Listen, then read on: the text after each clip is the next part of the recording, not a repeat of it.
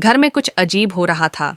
फैसल को शुरू में लगा शायद ये सब उसका वहम है, मगर जब रात के अंधेरे में सरसराती आवाज़ें, चलने की आहट और दरवाज़ों का खुद ब खुद हिलना है पढ़ने लगा तो उसे समझ आ गया कि कुछ न कुछ गलत ज़रूर है। पहली बार जब अलीशबा ने कमरे में किसी को खड़ा देखा तो सबने उसे डर समझा, मगर जब माँ ने किचन में किसी के हमराह होने के बाद भी उसे डर नहीं समझा। चलने की आवाज़ सुनी और पीछे मुड़कर देखा तो कोई न था। तब सबको एहसास हुआ कि ये वहम नहीं, कुछ और है। ये मामूल बनता जा रहा था। दरवाजे खुद ब खुद खुल जाते, कभी किसी की सरगोशी जैसी आवाज़ आती और कभी यूं महसूस होता जैसे कोई नज़र रखे बैठा है।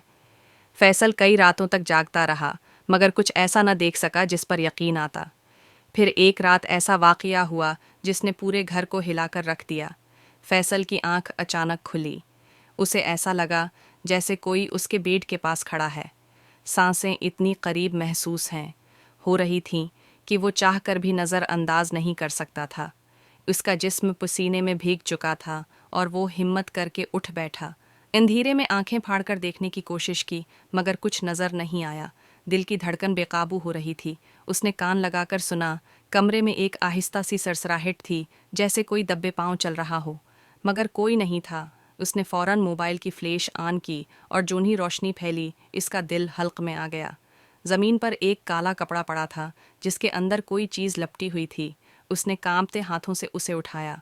कपड़ा खोला तो अंदर एक तावीज़ था जिस पर सरख रोशनाई में कुछ लिखा हुआ था।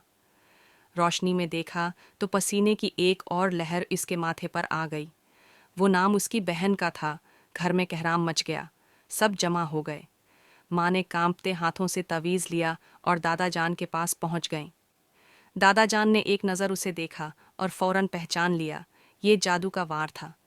फैसल के वालिद का चेहरा गुस्से से लाल हो गया, जबकि अलेशबा डर के मारे लर्ज रही थी।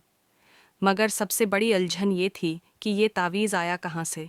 कौन था जो इस घर को बर्बाद करना चाहता था? अगली सुबह आलम साहब को बुलाया गया। जैसे ही वो घर में दाखिल हुए, उनके चेहरे का रंग बदल गया। उन्होंने पूरे घर का जायज़ा लेना शुरू किया, आयात पढ़नी शुरू की और फिर एक जगह आकर रख गए। यहाँ कुछ दफन है। सबके दिल धड़क उठे।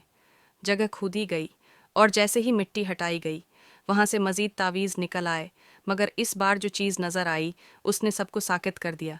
एक कागज़ जिस पर घर के ही किसी फ़र्द की लिखाई थी। ये किसका हाथ था? क्या वो दोबारा वार करेगा? ये जानना शायद मुमकिन था, मगर दादा जान ने सबको रोकते हुए कहा, कभी कभी दुश्मन को पहचानने से ज़्यादा ज़रूरी ये होता है कि हम खुद को उसके वार से बचाएं। आलिम साहब ने तावीज़ जला दिया और जैसे ही धुआं हुआ में बुलंद हुआ, सबने एक लम्हे के लिए महसूस किया जैसे किसी ने गुस्से में चीख मारी हो। इस रात के बाद सब कुछ बदल